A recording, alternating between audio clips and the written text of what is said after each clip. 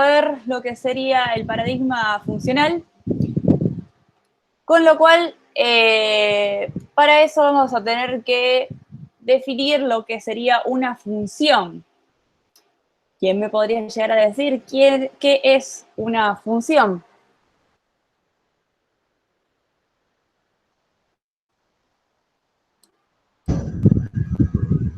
Un conjunto de rutinas que tiene una entrada y una salida, que procesan esa Ok, entrada y devuelven la salida. ok, eso es con respecto a lo que vos tenés en tu concepto de función computacional. Y si vamos a una definición de función más matemática, ¿qué sería una función? Una relación entre dos magnitudes. ¿Dos magnitudes son una función? Una relación. Una relación.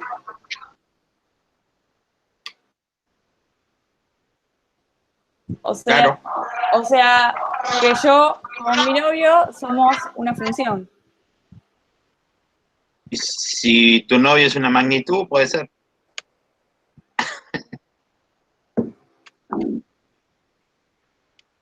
Claramente una relación no es una función. Se necesita más para ser una función. ¿Qué es una función? Un procesamiento. Puede ser algo que tenga una entrada y una salida. O sea, que dentro de entra algo, qué sé yo, hace su procedimiento y tiene una salida a partir de eso, ¿no? Perfecto, sí. Es eso. Es dado una entrada, hay una salida en base a eso que entró. Entonces, una función, lo que podríamos decir es que implica que dado un hecho depende de otro factor, ¿no? Como por ejemplo, tenemos x, la función de x,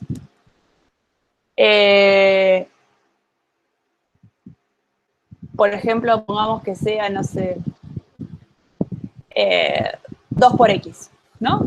Entonces, si decimos que f de x es igual a y, digamos, o sea, que f de x es lo mismo que mi eje y, entonces vamos a tener mi eje y mi eje x, y vamos a tener a 2x, va a ser, cada vez que x se tome un valor, va a ser 2 de ese valor. Entonces, eso va a ser nuestro resultado de y. Entonces, decimos que y depende de esa x, ¿no? Que está en función de esa x. Entonces, cuando hablamos de funciones en el paradigma funcional, hablamos de lo que sería una transformación. Entonces, esto que viene en el input termina siendo el output. Se me va a romper la computadora. Sí.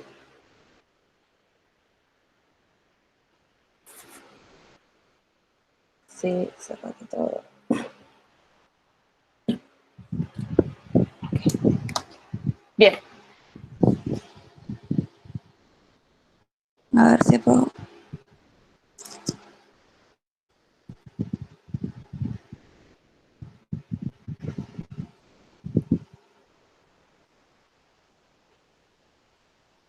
Listo. Muy bien. Ahí le pongo. Bien. Entonces, estamos hablando de lo que sería una función. Lo que vamos a tratar de emular, digamos, con el paradigma funcional es eso que vemos como una función, algo que entra y algo que sale. Es decir, que va a haber, dado un valor, va a devolver otro valor. Ahora, hay algo interesante de las funciones en lo que sería matemáticamente, que no cualquier cosa es una función. ¿Qué es lo que cumple que sea sí o sí una función en lo que es matemática? X puede tomar cualquier valor de y. Para cada valor de x pertenece a un valor de y. Claro, cada valor de x pertenece solo a un posible valor de y. Es decir, que si yo tengo un círculo, eso no es una función. ¿Por qué? Porque para el mismo valor de x puedo tener dos valores de y. Por ejemplo, lo que sería tampoco una c, tampoco sería una función, porque todo lo mismo, para un valor de x puedo tener dos valores de y. Ahora, una u sí sería una función, porque sí tengo dado un valor de x, solo un valor de y. Una b corta también lo sería. ¿Qué función puede deletrear una u? ¿Se acuerdan? La cuadrática. La cuadrática es una clásica u. Tal vez un poco más grande, más chica, pero siempre es más o menos una u. Una b corta, ¿cuál función podría llegar a ser? Módulo. Módulo, exacto. Módulo es una clásica b corta.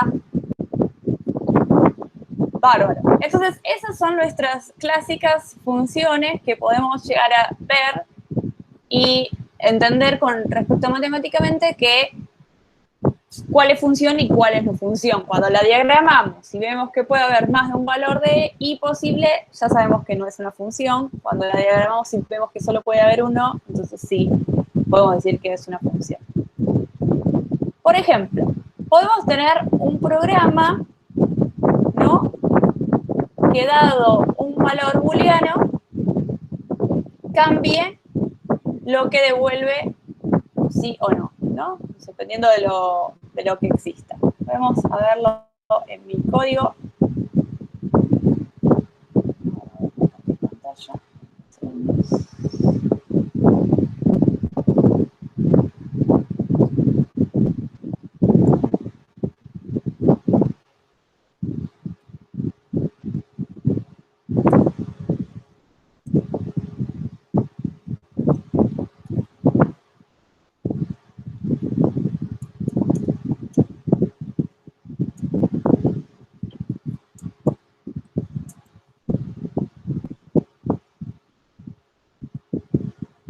Ahí voy.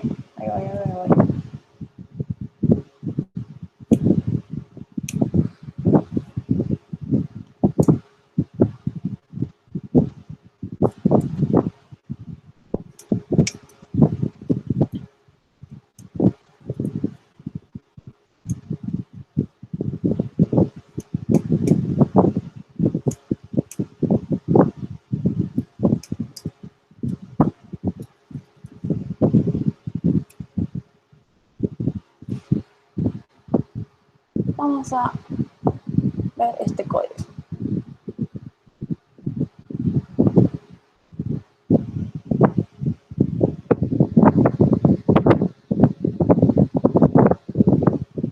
Bien.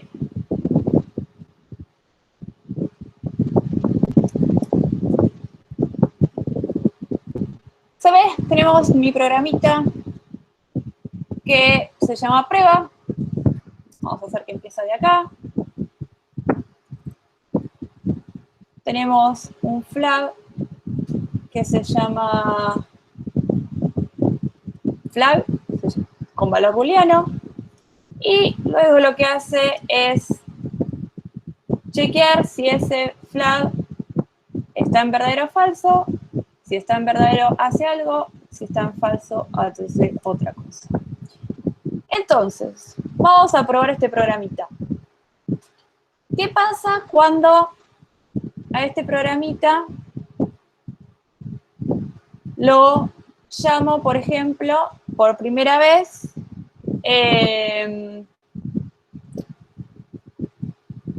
y le coloco, por ejemplo, el flag, lo voy a poner en true, por primera vez, en true. Y entonces llamo a la función, por ejemplo, vamos a hacer un print de pantalla de lo que sería f en 1.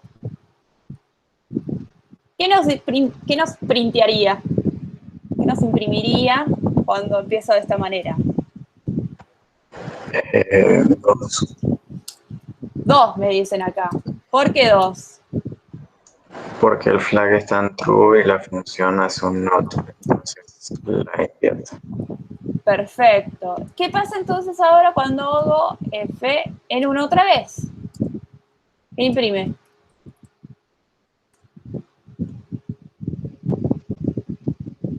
1.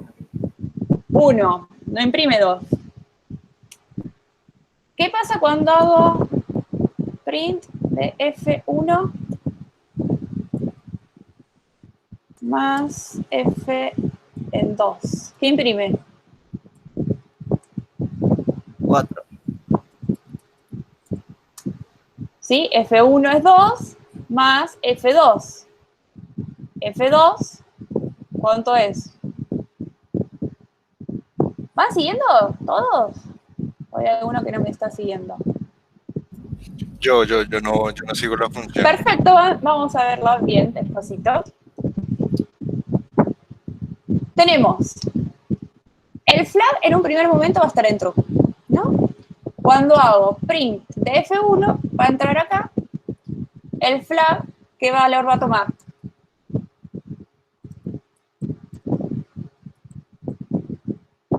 True, ¿no?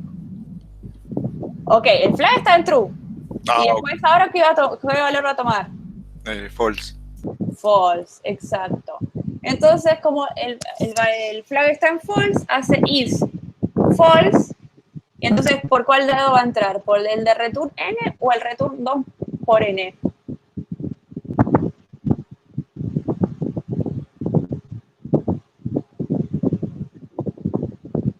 Por el else. Claro, por el else, 2 por n. ¿Y n cuánto era?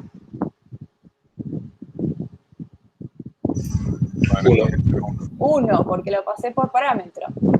¿Sí? Entonces, esto no importa, esto es código firulanga, no importa el lenguaje en el que esté programado. Lo que importa es saber que esto return devuelve, que esto es la variable que le vamos a pasar. Entonces, por eso responde 2. Ahora, cuando volvemos a hacer esto otra vez 1. El false. Ahora, el flag en qué va a estar? True. En true. Y entonces, if true, va a entrar por el primero return n o por el segundo return 2 por n.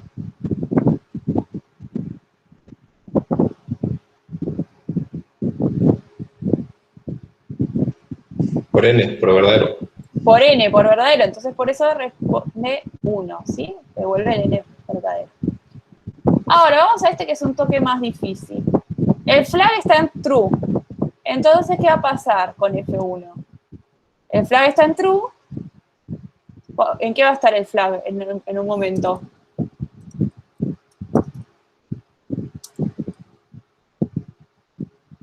Apenas ingresa a la función.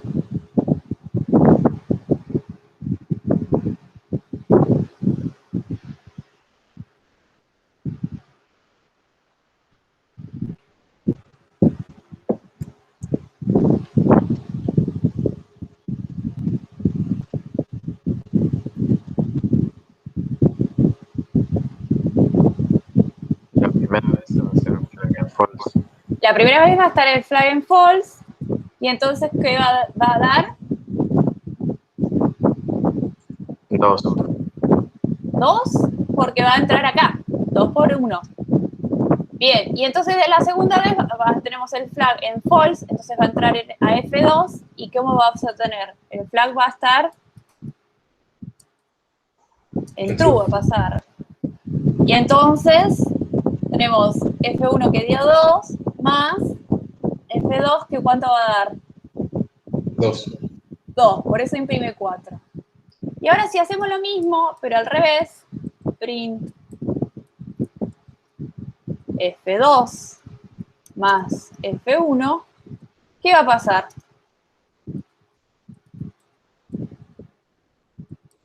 El flag no se había quedado en true. Exacto, imprime 5. Porque el flag había quedado en true, entonces va a pasar a estar en false. Y 2 nos va a devolver 4. Y luego va a venir al F1 con el flag en false, y F1 con el flag en false nos devuelve 1.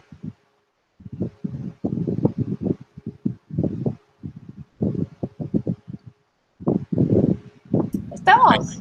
Sí, sí, entendí. Perfecto. Entonces, esta función que dice function, muy clarito, ¿es una función en el paradigma matemático?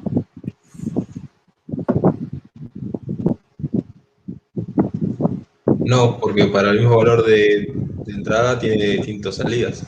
Exacto, no es una función dentro del paradigma matemático por eso mismo. Y además, fíjense que hay algo que es muy interesante, que no cumple con la propiedad reflexiva. ¿Se acuerdan cuál era la propiedad reflexiva?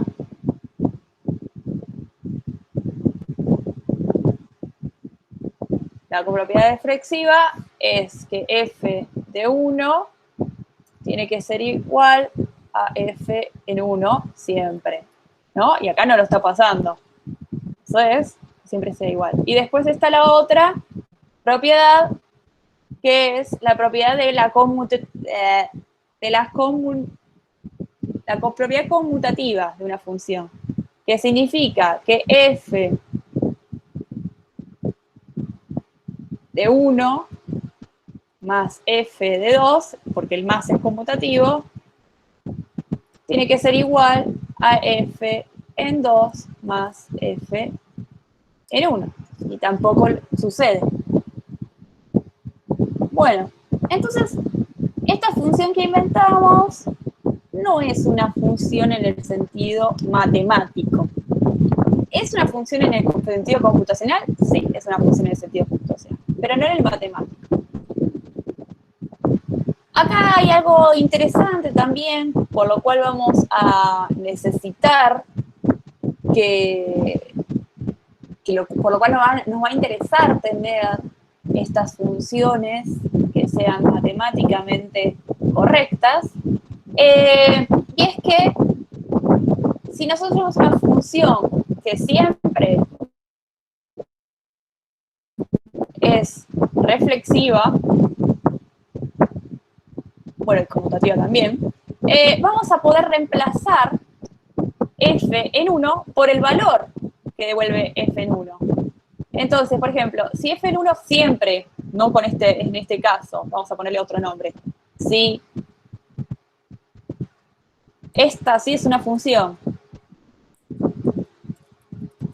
en 1 siempre devuelve 2, entonces esta es una función en 1 cuando estamos haciendo alguna cuenta, por ejemplo, más nada, más esto sí es una función en 1, dividido 4. Disculpa, ¿estás escribiendo?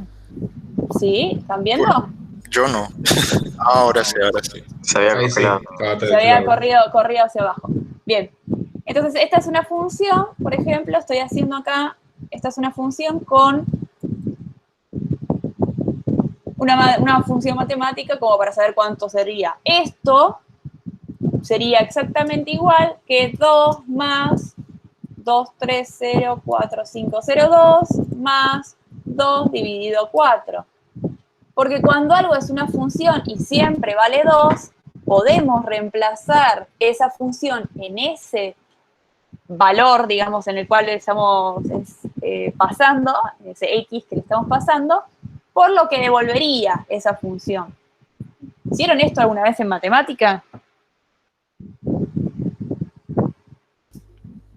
Sí. Sí, ¿no? Como calculan una vez una función en un punto y después la reemplazan y luego ven si efectivamente les da lo que quieren que dé. O sea, por ejemplo, para graficarla, ¿no? Hacemos eso. Bueno, es interesante porque esto que ustedes tal vez lo sabían y ya lo hacían y demás, hablamos este comportamiento tan importante como con el concepto de transparencia referencial. Transparencia referencial es una solución, la tiene, digamos, o por ejemplo, esta es una función. Si podemos reemplazar en el programa todas las expresiones por el valor. Expresión sería esto, ¿no? Esta es una función. Y la estamos reemplazando por el valor. Entonces, cuando podemos reemplazar la expresión por el valor sin alterar el resultado del programa, yo acá no lo estoy alterando para nada, en esta parte, es lo mismo, entonces estamos ante un caso de transparencia referencial. ¿Sí? Entonces, no importa dónde esté, no depende del contexto de ejecución, no depende del orden de evaluación, no depende de nada, sino que depende solamente de ella sola, entonces la expresión se puede reemplazar por el valor. ¿Qué ventaja me da esto? Digamos, esta forma de decir, ok, esta es una función en 1 da 2, entonces lo puedo reemplazar siempre por 2. Bueno, una es que podemos testear rápido, ¿no? Podemos testear que efectivamente esa función tome el valor 2 y que sabemos que está correcto en nuestro programa, con eso y chao. Después podemos calcular el resultado de esa expresión una vez y luego almacenarlo, por ejemplo, en alguna posición de memoria para hacerlo más performante. Y lo interesante es que no importa cuándo se resuelve esta es una función en 1, sino que nos importa que en algún momento se resuelve y sabemos que va a ser el mismo valor siempre. Entonces, nos va a servir para luego ver otro concepto en un futuro. Ahora, ¿qué pasa con esta función del programa prueba? ¿Por qué no tenemos transparencia referencial? Fíjense, lo tenemos porque imprime a veces 2, a veces 1. ¿Qué es? ¿Qué parte del código hace que no tenga esa transparencia referencial?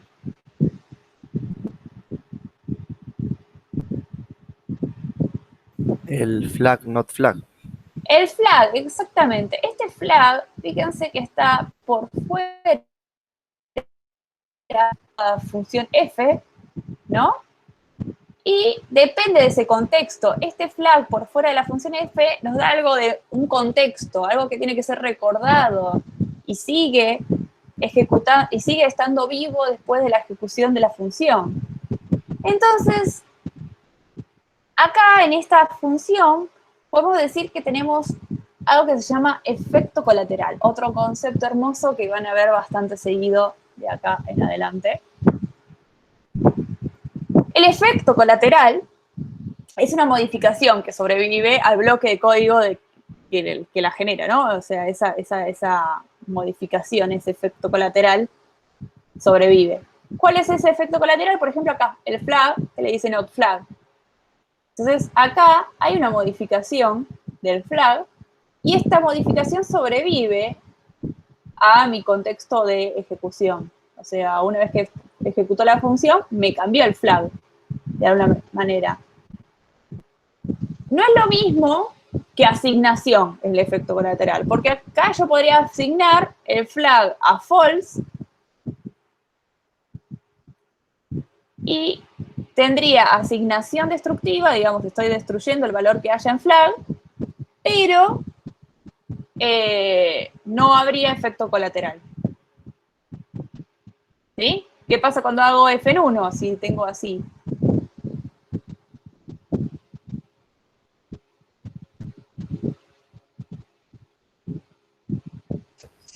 Así como está ahora, me va a dar dos valores distintos siempre. Así como está ahora con el false.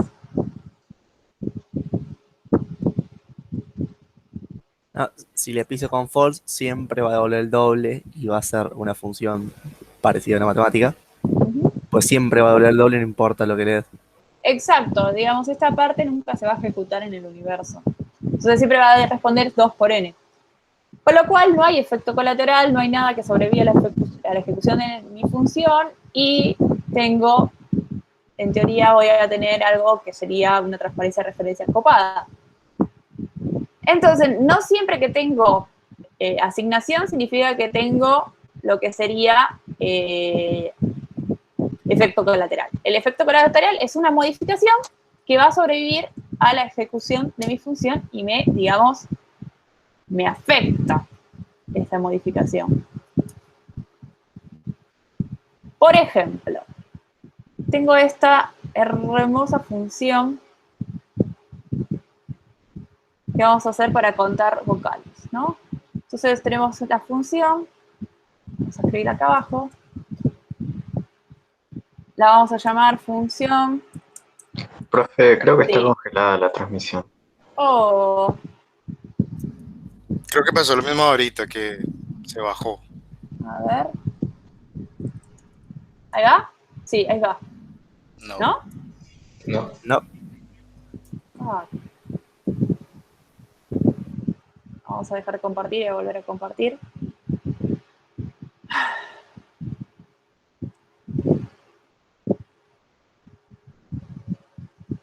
A ver ahí.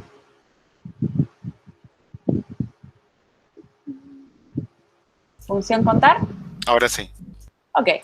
Vamos a hacer la función contar vocales. ¿Sí? Entonces, le voy a dar un string.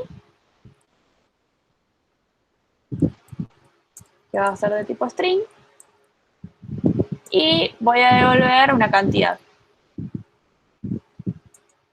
Bueno. ¿Cómo harían para contar las vocales de una palabra?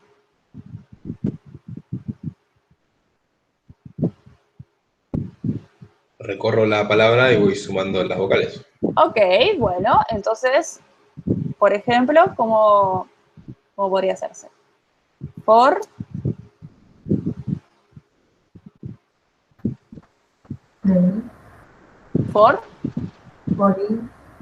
y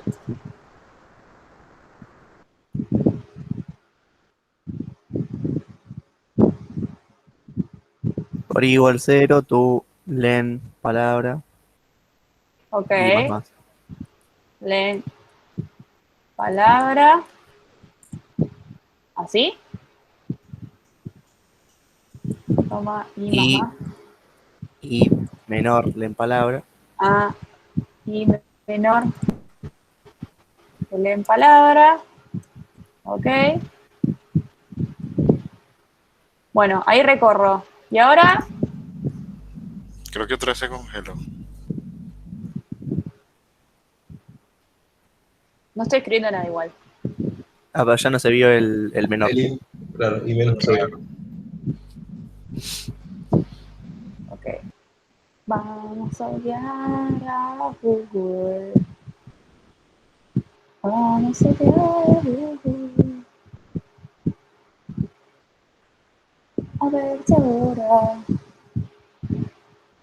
quiere compartir. Bueno,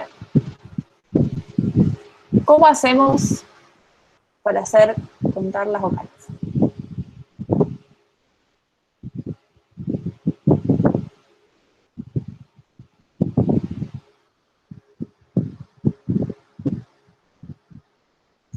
Se me ocurre definir una estructura auxiliar que contenga las vocales y después buscar letra por letra a ver si está en esa estructura contenida.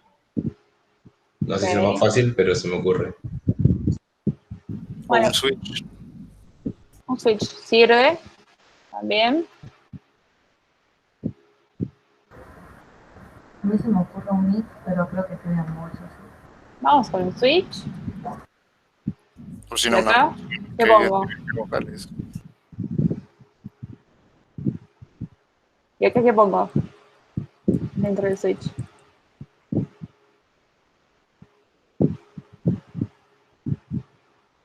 Palabra en posición i. Palabra en posición I. Muy bien. Y ahora, Se abrirían 5 casos. 5 casos. Case A. ¿Qué hacemos? Contar vocales más uno, o sea, más.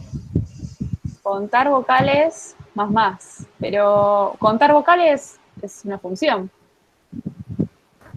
Perdón, hay que definir una variable que sea un contador. Entonces la definición de la variable la voy a tener que hacer afuera, ¿no? Sí. Claro, Ok, y acá voy a tener entonces mi variable. ¿Cómo la llamamos? cantidad vocales, puede ser. Cantidad vocales igual a 0 primero, ¿no? Sí, Sí. Vamos a ponerla así. Bueno, entonces cantidad de vocales más, ¿no? sí, Bueno, y después hago otro case con lo mismo, pero en B. Lo mismo, pero en C, perdón, B. En E, I, O, U. ¿No? sí. Bien, y entonces una vez que recorrí toda la palabra, Devolvemos la variable de cantidad vocales. bueno, entonces ahí return cantidad de vocales. Perfecto. ¿Sí? Fíjense, allá tenemos una hermosa asignación destructiva, ¿sí? Y tenemos efecto colateral.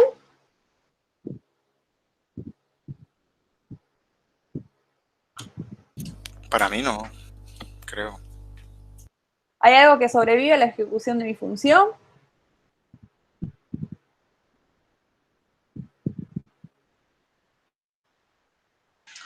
No, porque la variable de cantidad de vocales muere cuando sale la función del bloque, Bueno, ¿no? ¿y qué pasa si yo la pongo por fuera dentro de mi programa? A cantidad de vocales. ¿Cómo podría hacer para que esto siga no teniendo efecto colateral?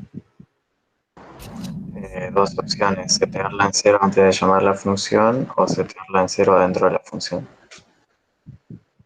Claro, siempre tenés que acordarte de llamarla antes de empezar la función, o luego tal vez lo más seguro es setearla en 0 siempre que se usa contar vocales, ¿no?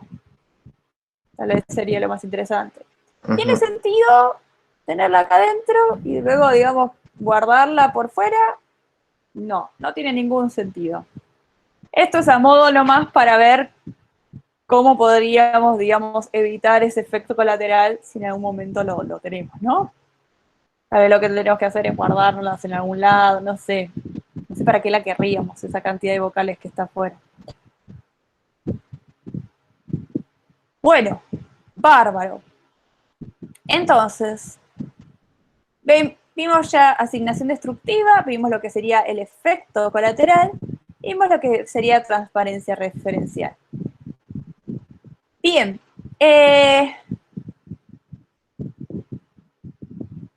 Ahora, es interesante saber que el paradigma funcional nunca va a tener efecto colateral. ¿Pero por qué no va a tener efecto colateral? Y es porque nunca vamos a tener asignación destructiva. ¿Sí? Jamás va a haber un valor que pise a otro valor. Entonces, ¿qué llegaría a ser mi variable en el paradigma funcional? Bueno, mi variable va a ser lo mismo que es una variable cuando hablamos de funciones matemáticas. ¿Recuerdan cuáles son las variables en una función matemática?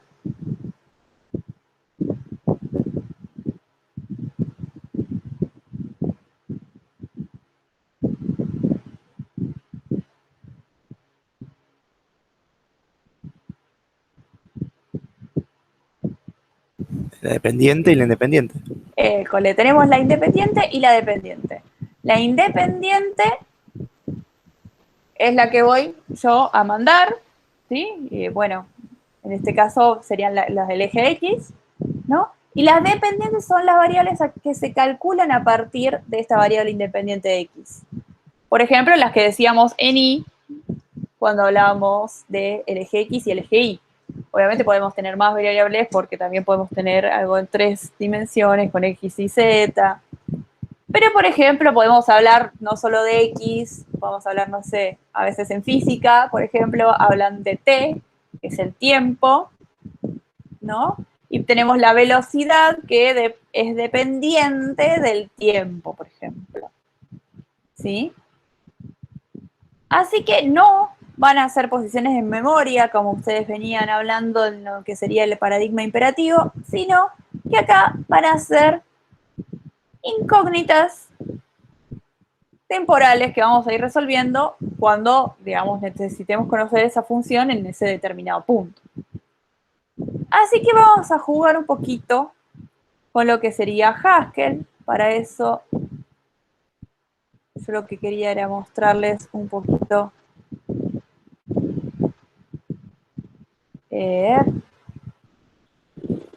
¿cómo se llama? No lo tengo para mostrar.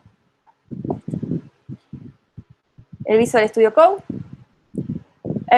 Yo uso el Visual Studio Code porque sí, porque me parece copado. Lo pueden usar si quieren otra cosa. Todos los programas en Haskell terminan en .hs, con lo cual con ese .hs van a poder ejecutarse. Para poder, digamos, ejecutarse, van a tener que descargarse el GHCI para poder ejecutar el programa. Un primer programa que podríamos llegar a hacer es saber el doble de un número. Por ejemplo, el doble de un número X es igual a 2 por X. ¿Sí? Esto es una función que estoy haciendo que se llama, la llamo con un nombre, en este caso doble, le paso el parámetro que va a recibir, en este caso X, mi variable independiente, y la igualo a lo que sería la función propiamente dicha, ¿no? 2 por X. Vamos a ejecutarlo. Mira vos.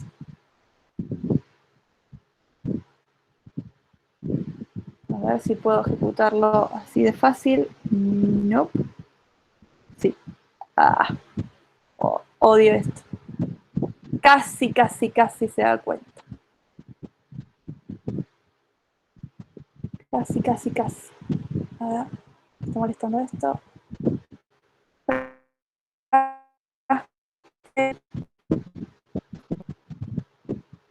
No. Creí que había alguno que era como para ejecutar. Bueno, pero puedo hacer run active file, a ver en la terminal si me funciona. No, tampoco se me funciona. Bien, pero puedo abrir la terminal en VS Code, y puedo agarrar y poner GHCI y poner el programa que estoy utilizando. En este caso, users, mi primer programa .hs. Y lo va a tratar de compilar. Fíjense, pudo compilarlo satisfactoriamente y voy a poder utilizarlo. En este, que sería mi lugar de juego, podría ser 2 más 2, que no tiene nada que ver con el programa que yo hice, o podría utilizar doble de 4, y ahí me devolvería 8, ¿sí? O podría utilizar una función que todavía no creé, por ejemplo, triple de 4, y que me tire error de que no existe la función triple. Variable not in scope triple, ¿sí? ¿Hasta acá vamos bien? Sí. Sí. Perfecto. Cuando hablamos de las funciones matemáticas, hablamos de algo que se llama dominio e imagen. ¿Se acuerdan? ¿Cuál sería el dominio de esta función doble? Los enteros. Los enteros, ok. ¿Y cuál sería la imagen de esta función doble si el dominio son los enteros? También los enteros. También los enteros, muy bien. Entonces yo puedo definir cuál va a ser el dominio y la imagen de mi función. ¿Cómo se define? Con el mismo nombre de la función, dos puntos, y ahí voy a tener el dominio, flechita, imagen. ¿Sí? Si yo compilo esto otro, creo que era R. R es para hacer un reload. Y le hago doble de 4, va a seguir funcionando, pero si hago doble de 2.4, me va a decir que hay un error. ¿Sí? 2,4, a ver si funciona 2,4, también hay un error. Por la coma, pero no por el punto. Podríamos hacer que el doble funcionara para otros, no solo para los enteros, sino también para los que serían, podríamos llamarlos reales, ¿no? Bueno, para hacer eso de los reales, tenemos otra forma de decirle a Haskell cuál es el tipo de este dato para que sea reales. Le vamos a llamar numeral y lo vamos a describir primero y vamos a decir que van a ser los reales de reales a reales. Tiene esta notación distinta a la matemática que ustedes vieron, pero si yo lo compilo,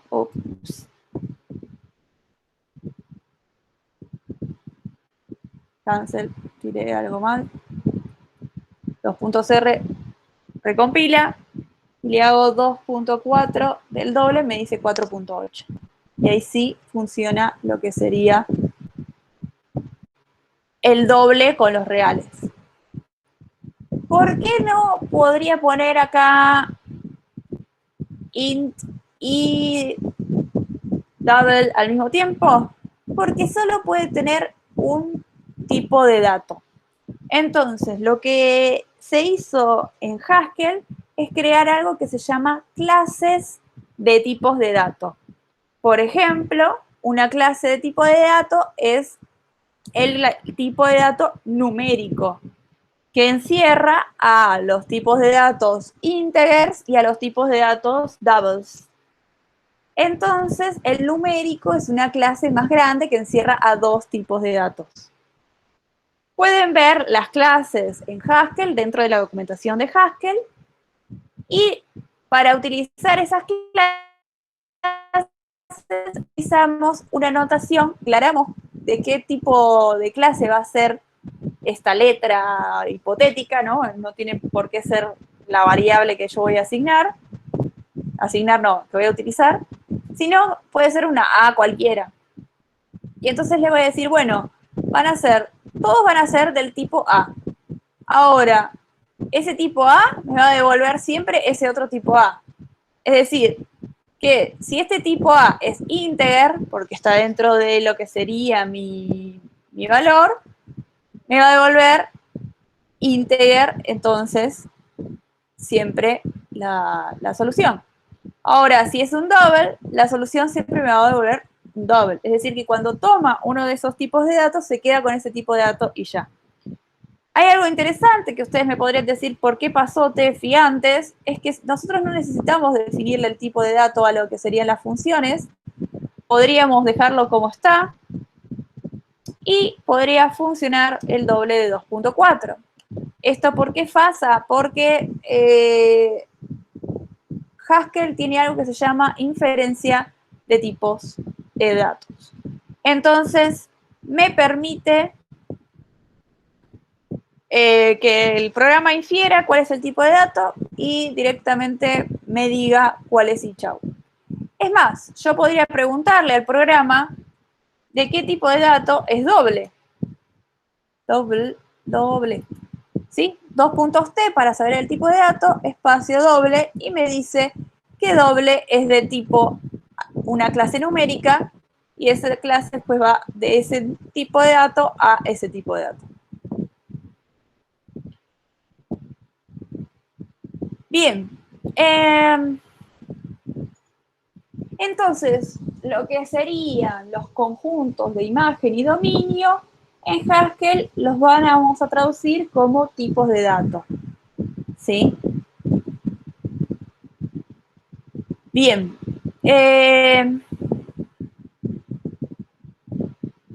Esto de que,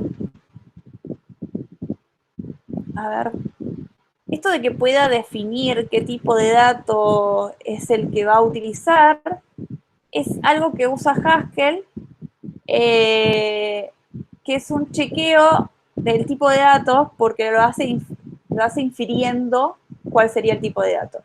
¿Cómo se hace esa inferencia de tipo de datos? Y básicamente ya sabe el tipo de dato del por. Fíjense, si nos ponemos arriba, me dice class num a, where por va de a en a en a. Y con eso ya básicamente sabemos que entonces mi tipo de datos va a ser de a, pero va a ser de numérico. Entonces, hay una inferencia de datos, de tipos de datos, que se hace bastante sencilla. No es fácil, no es sencillo programar una inferencia de datos, de tipos de datos, pero es sencillo para nosotros utilizarlo. Hay otros lenguajes funcionales, como por ejemplo Alegría, Joy, que el compilador no chequea los tipos de datos y utiliza lo que se llama tipado dinámico. Acá mi hermoso Haskell, si yo le pongo doble de 2 por X por hola, creo que no va a poder compilar directamente. ¿Sí? No compila, porque hola no se puede multiplicar, ¿sí? No es el tipo de dato esperado. Hay otros que sí, como les digo Choi, que no tienen problema, no chequean mientras compila, te dejan hacer eso, vos después lo sabrás usar. Bien. Otras formas de hacer funciones. Podríamos llegar a tener una función que quisiéramos saber lo que sería Fahrenheit. ¿Vieron que las temperaturas en Fahrenheit? No sé, la gente habla mucho en Fahrenheit en Estados Unidos y yo en las series no los entiendo y parezco, oh. Entonces tal vez podemos hacer algo como que sea de Fahrenheit a Celsius y entonces que dado Fahrenheit me diga cuál es el valor en Celsius. ¿Saben cómo sería?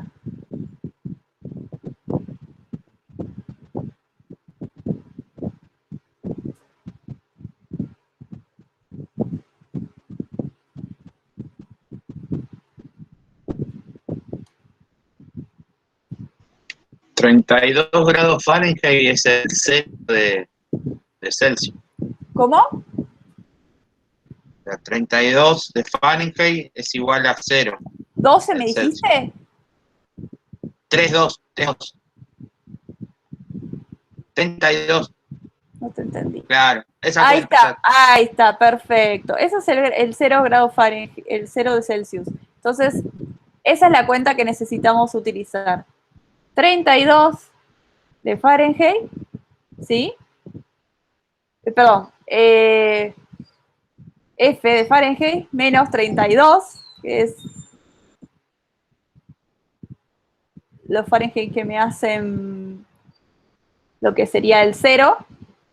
Pero hay otra cosa más que necesitamos, porque no es todo así tan lineal, sino que necesitamos también multiplicarlo por 5/9. De esa manera podemos obtener cuáles son los Celsius, dados un valor en Fahrenheit, que es medio difícil a veces saberlo cuando estamos en las series. Entonces, podemos recompilar y podemos preguntar fa hacer. Fíjense que hasta me va autocompletando. Y yo le puedo poner, por ejemplo, el 32 y me debería dar 0. O podría poner, por ejemplo, 64, que es una temperatura decente para Estados Unidos. Entonces, bueno, ahí más o menos podría hacer un poquito de calor en adelante, ¿no? Ya sabes que después de 64 y más o menos no va a ser tanto frío. Eso lo sé porque una vez estuve buscando, o sea, a veces en las series lo dicen y medio más o menos me lo memoricé. Ah, si es más de 64 tienen calorcito, si es menos tienen frío. Más o menos.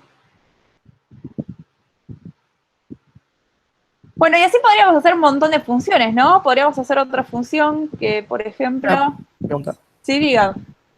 ¿Qué pasa si pongo un número negativo ahí? Sí, podríamos hacerlo. Por ejemplo, -10. menos 10 Fahrenheit. Primero me va a tirar error porque no es el tipo de dato correcto. Pero si lo hacemos bien, que es entrecerrarlo entre paréntesis para que detecte que es un solo valor el que te estoy pasando, me va a decir que es menos 23,33 grados centígrados. Ok. Es un frío importante, ¿eh? Sí, sí. Bien. ¿Qué otra función podríamos hacer? A ver, algo que devuelva booleano, por ejemplo.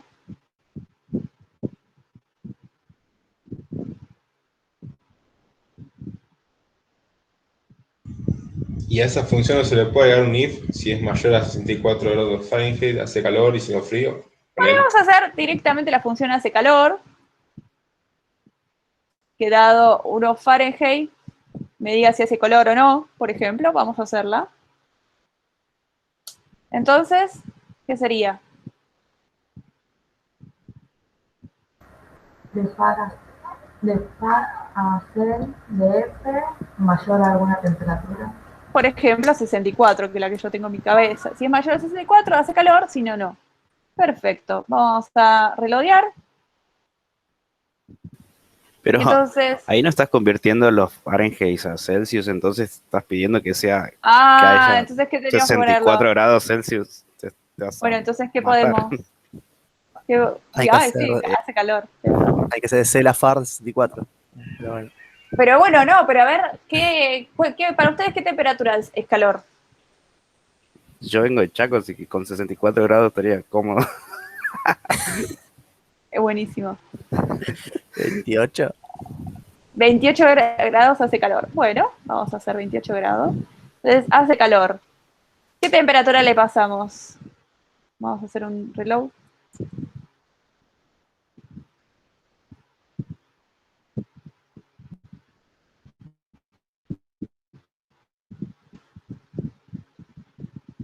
Dígame alguna. 70. 70. Falso. 80. Falso. 90. Ahí es verdadero recién.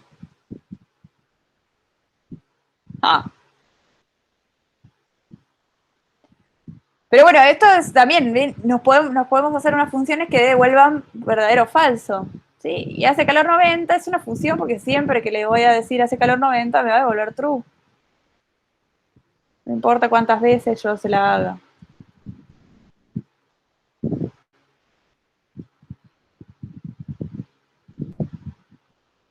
Bien. Bueno, una forma que tenemos de programar en lo que sería Haskell es siempre poner el nombre de la función y después la cantidad de argumentos. Por ahora estuvimos viendo solamente funciones de un solo argumento, pero podríamos tener otra función que tuviera más de uno. Como por ejemplo, la función sumar dos números, que le doy un número A y un número B, y me lo suma. Una tontera. Pero bueno, recibe dos números, A y B, me lo suma. ¿Sí? Entonces, yo puedo poner una cantidad de parámetros como quisiese antes del igual. ¿Sí? Después lo tengo que usar de esa misma manera. Con espacios, cada uno de espacios es un nuevo parámetro enviado. Ahora, hay diferentes formas de poder llamar a las funciones, y una es esta notación, que es la notación infija, como por ejemplo el más, ¿no? Que está entre dos argumentos. Y después está la notación prefija, como sumar dos números, que después vienen los argumentos. O podríamos hacer que este más tenga la notación infija, prefija digo, y sería lo mismo, ¿sí? Entonces tenemos notación infija, que es cuando está en el medio, solo se pueden para dos argumentos, no se puede para más, o la notación prefija, que está adelante de todo el nombre de la función.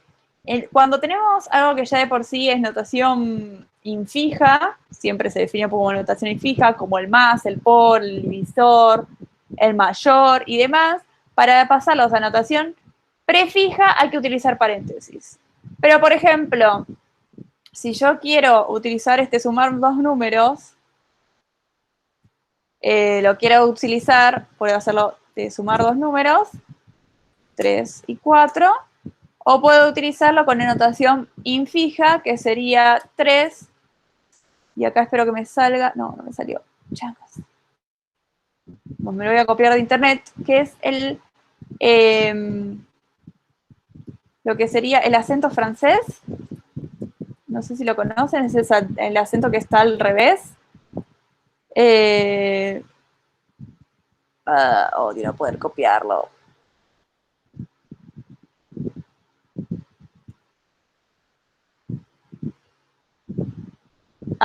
Es el acento grave francés, no el acento con circunflejo, que es el que es la pontanita, no, ese no. Sino que es el acento grave. Odio no poder hacerlo con el teclado. Ahí está. Ahí está.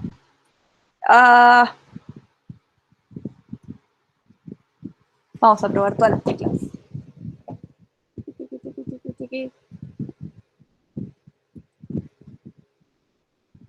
Yo lo cambio a Español España y está fácil. Siempre tengo que usarlo. Pero no lo encuentro en mi teclado. En Argentina pero no está de cambio. Ahí está. Ahí está. Este es.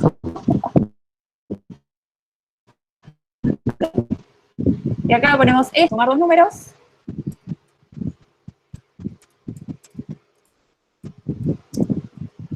Otra vez 4. Y fíjense cómo algo que tenía notación prefija pasa a ser connotación infija. Interesante, son cosas divertidas para utilizar. Yo me recuerdo un estudiante que lo utilizó para hacer su código más legible. Hermoso quedaba. Pero bueno, tenemos otros operadores, como por ejemplo el por, ¿no? Entonces 2 por 3, el divisor, el menos, el porcentaje, el mayor, porcentaje 4, porcentaje 6. ¡Uah! No tienes como porcentaje.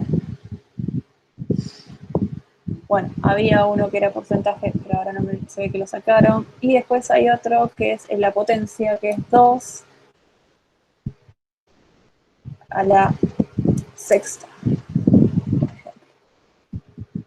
Todos divertidos, el igual. 2 es igual a 4. No, 2 es igual a 2. Sí. Que no es lo mismo, no es asignación, esto es igualdad. Y bueno, al igual que como todas funciones, podríamos llegar a utilizar lo que serían las funciones por partes, como por ejemplo la que ustedes me dijeron, el módulo. ¿No? El módulo... Perdón, se titula la pantalla de vuelta. Ay. Te odio, Google. Odio, Google. Estás siendo odiado por mí. Bien. Podemos utilizar lo que sería el módulo. Como habíamos dicho, la B corta. Entonces, el módulo podríamos hacerlo en nuestro hermoso sistema, pero ¿cómo era que se definía el módulo en lo que sería matemática? ¿Se acuerdan?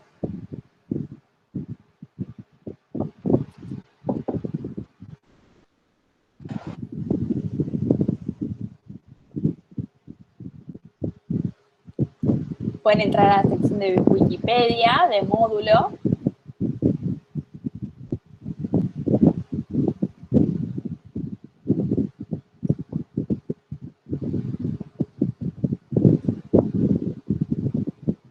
¿Qué dice la sección Wikipedia de módulo?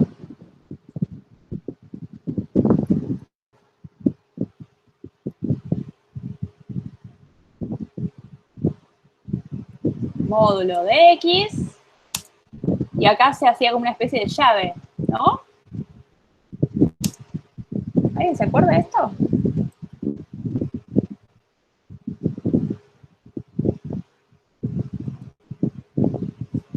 X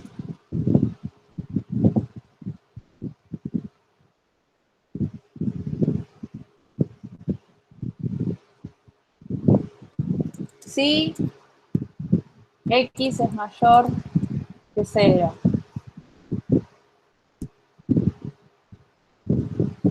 Si no, Mayor o igual, ¿no es? Pero no se cambia acá. ok, mayor o igual. Y si Si no, no, menos X, sí es menor.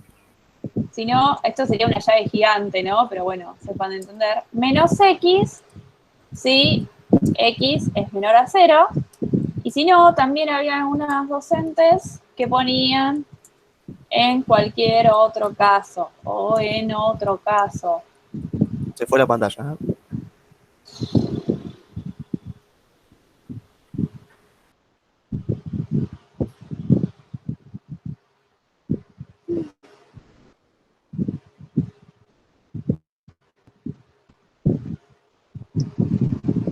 Como les contaba, hay docentes que ponen esto en otro caso, ¿sí? Es las otras del resto.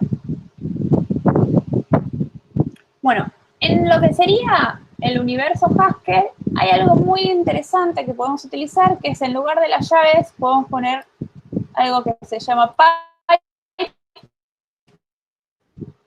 ¿sí? Lo tabulamos, y en lugar de ponerle después digamos, la condición se pone primero. Entonces si X es mayor o igual que 0, entonces devuelvo X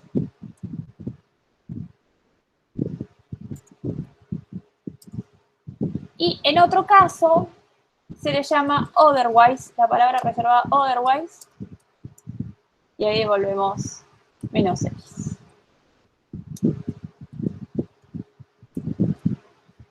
Y si ahora lo probamos, módulo de 2, módulo de menos 2.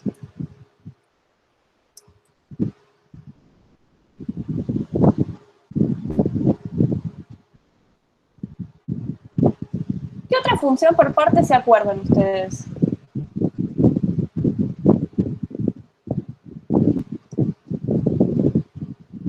¿Podría hacerse un número positivo o negativo? ¿Cómo? Un número que es positivo y otro negativo, quizás se podría hacer de esa forma. No estoy entendiendo la pregunta, perdón. No comprendo bien la voz. Tal vez hacela por chat, si no. Como que tal vez tenés un poco de ruido. Tal vez alguno de los compañeros no lo entendió. Yo también tengo un ventilador al lado. Creo que dijo tipo una función partida, me parece. Claro, esto sería lo que vendría a ser una función partida. La cuestión es qué otra ustedes conocen que podríamos llegar a hacer ahora programando. ¿Se acuerdan de alguna? Una función escalón. Como por ejemplo, ¿cómo sería una función escalón? Y que para los menores, no sé, a un valor X, a menores a 0 es 0 y para mayores a 0, 1. Perfecto. Entonces, por ejemplo, ¿cómo podríamos hacerla? Escalón, vamos a llamarlo. ¿Y qué valor le pasamos?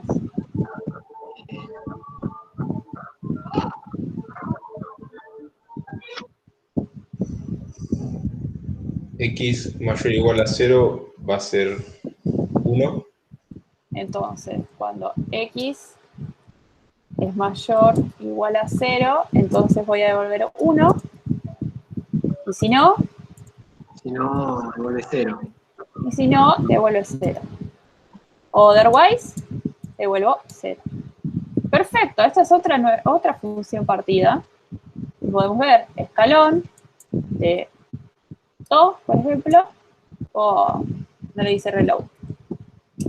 Ahora sí, escalón de 2 me devuelve 1, escalón de menos 2 me devuelve 0.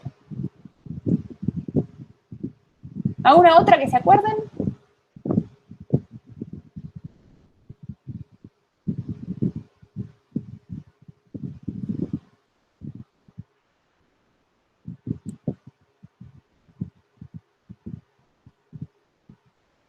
Pero podría ser de cualquier cosa.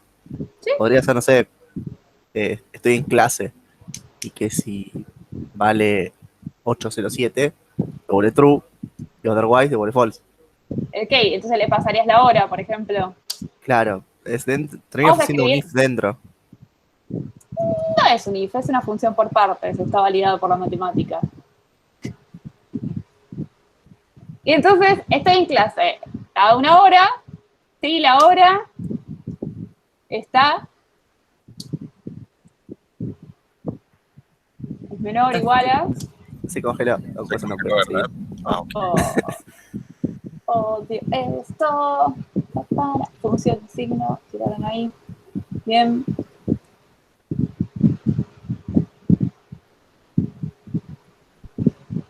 Ok, estoy en clase, hora. ¿Y esa hora qué tendría que ser? ¿Menor a qué?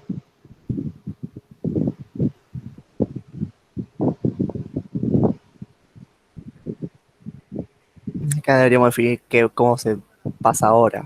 Si se pasa como un string, como un número. Se pone 20,30. Bueno, podríamos poner la hora. El hora, minutos.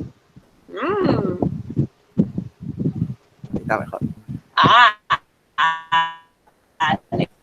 Todo el gusto. Bueno, entonces, la hora tiene que ser menor a ¿qué?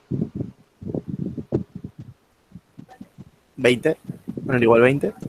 Menor o igual a 20, ok. Sí. ¿Cómo se pone acá? Ampersand. Sí.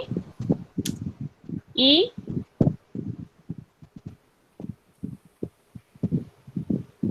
Hora mayor.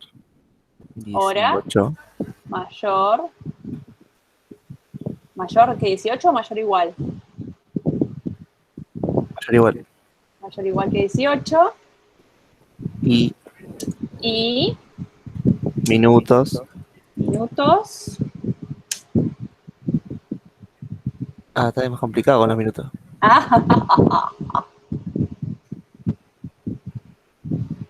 Bueno, cursamos de 6 a 20. La vagancia de este curso. ¿Cómo sería con minutos? A ver. Porque tenemos que agrupar minutos con horas en... Claro, exacto. Si la hora es menor a 20 y la hora es mayor que 18, podríamos hacer acá, ¿no? La hora es menor a 20.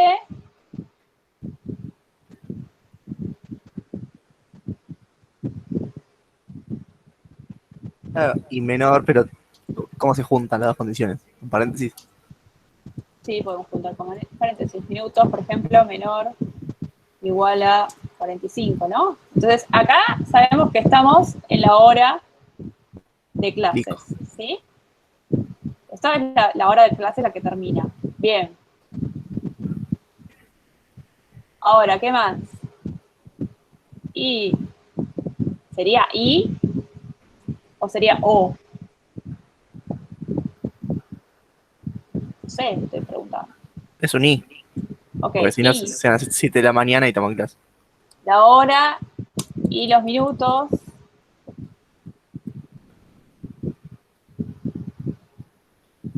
Mayor o igual 45. Mayor o igual 45. Ahora, es interesante esto. ¿Qué pasa cuando son las 17 horas? 17:00. ¿Por cuál de los dos va a entrar? ¿Hora menor a 20? Sí. ¿No? ¿Minutos igual a 00? Sí. ¿Y la hora es mayor que 18? Sí. ¿Y los minutos son mayor o igual 45? No. No, la hora no es mayor que 18. 17 sí es mayor que 18. ¿Cómo? Yo digo No. 17:00. 19:00, perdón. A las 7:00. Ahora sí. Están dentro de los dos. Pero acá minutos mayor a 45 no entra. Ah.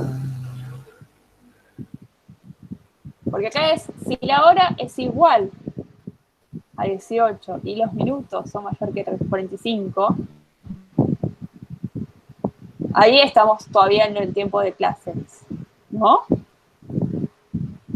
Sí. Ok. Pero ahí Si tampoco la va a hora, funcionar. si la hora es igual a 20 y los minutos es menos 45, pero falta todavía. Cuando la hora es 20 nos interesan los minutos. Cuando la hora es 18 nos interesan los minutos. ¿No? ¿Eso es verdad? Sí. Sí. Entonces, bueno, estas son dos condiciones que se deben dar. O la hora es 20 y los minutos son menores a 45, o la hora es 18 y los minutos son mayores a 45. ¿Sí? Y ahora nos falta otro más. ¿Qué sería? O la hora es menor a 20. O la hora es menor a 20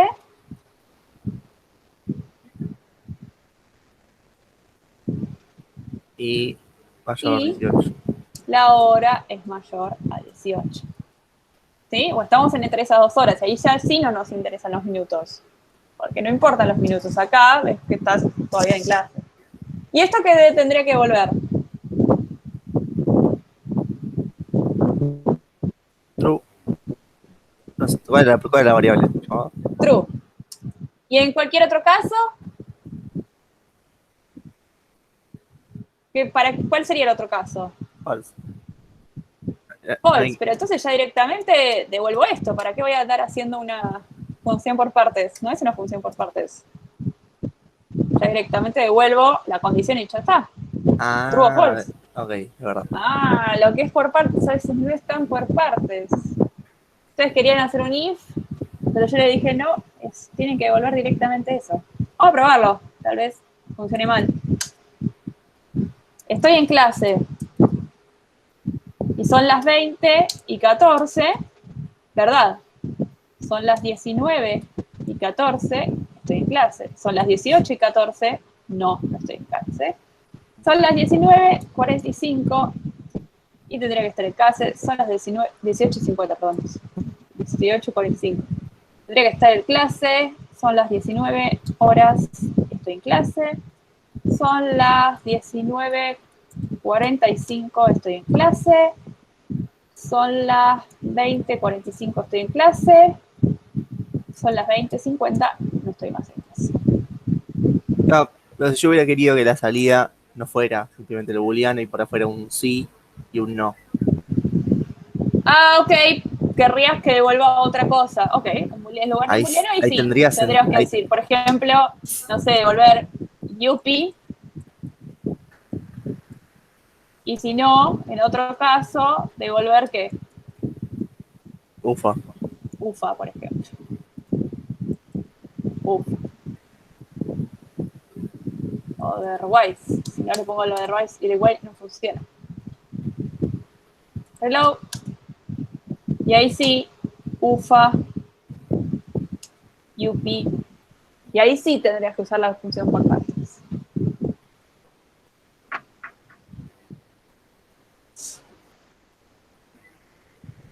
Bien. ¿Alguna otra cosa que se acuerden de las funciones por partes?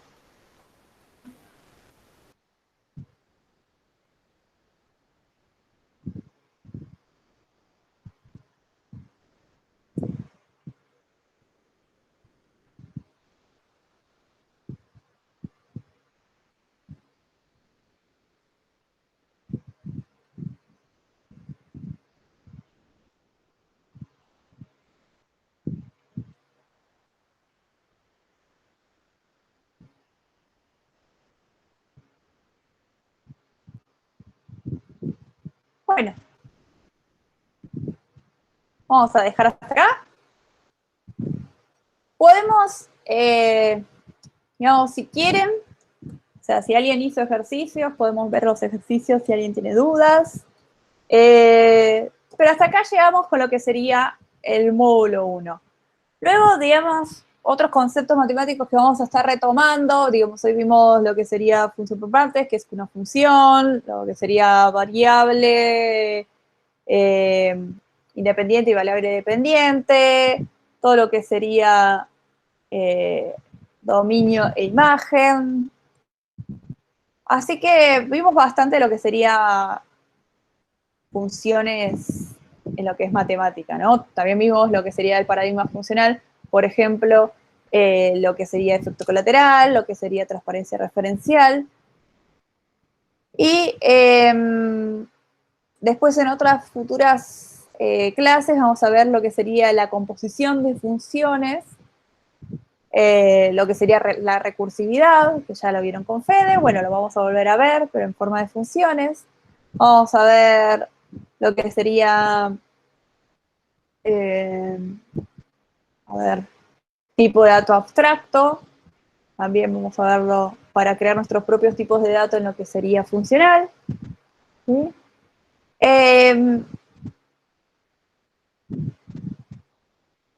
¿Alguien quiere hacer alguna consulta? ¿Quiere que veamos algún ejercicio? Si no, también podemos empezar la próxima clase a las 40. Vamos a hacer siempre, mi idea era hacer esto, y 45, empezar con resolución de ejercicios, que ustedes digan, que traigan. Yo no voy a, digamos, traer, sino que ustedes tienen que traer.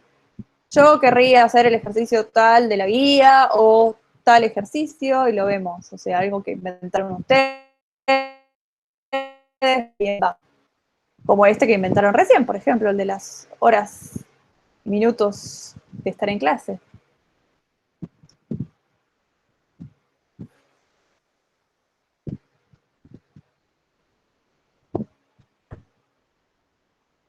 Cuando hablamos de guía, hablamos de lo de Momuki, ¿no?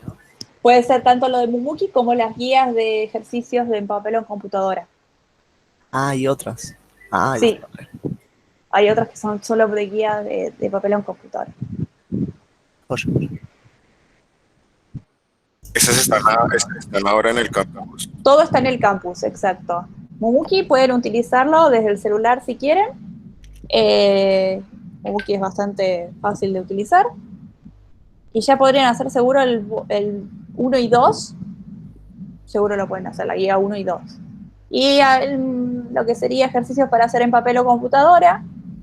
Ya con el primero pueden empezar, no van a terminarlo, pero sí pueden empezar a hacer la guía 1.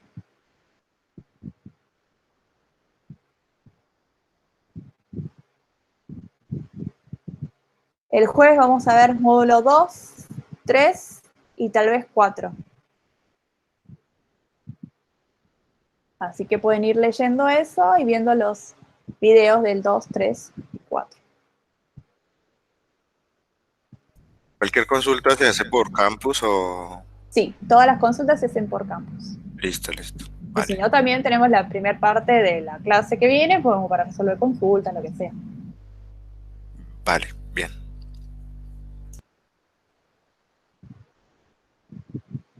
Buenísimo.